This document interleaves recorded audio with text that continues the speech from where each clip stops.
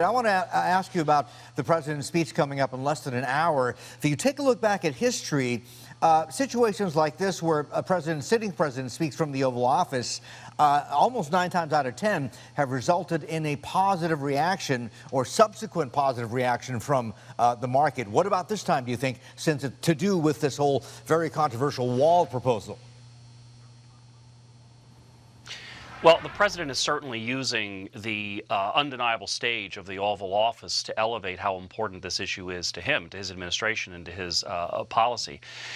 It all gets wrapped up, of course, in a new Democratic-controlled House. And I think what we're going to see tonight, both in the president's speech as well as in the response to it, is what happens when an irresistible force hits an immovable object.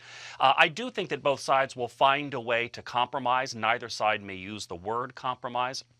As the political pressure ratchets up to reopen government, to put people back onto payroll. So I'm not sure the president's trying to convince anyone tonight as much as appealing to his base to increase that pressure on a Democratic House to give in to some of his issues.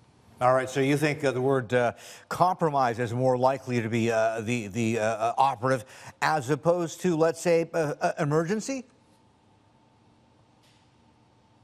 I find it hard to believe that an emergency would be an effective way to move forward, because I think the White House knows that that would immediately be wrapped up into court challenges, which could take longer than simply trying to negotiate in the first place.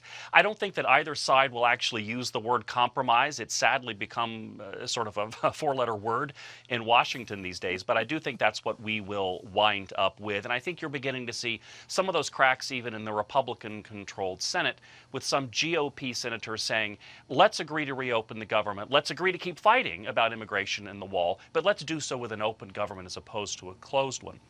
Martin, to your point, though, when you look back at history, government shutdowns in the states usually are followed by a pretty good market response. I don't think this poses a near-term risk to markets. Hi, I'm Emily Tan, and thanks for watching CNBC. You can check out more of our videos by clicking on the boxes on the screen, and don't forget to subscribe to the channel for more. Thanks for watching.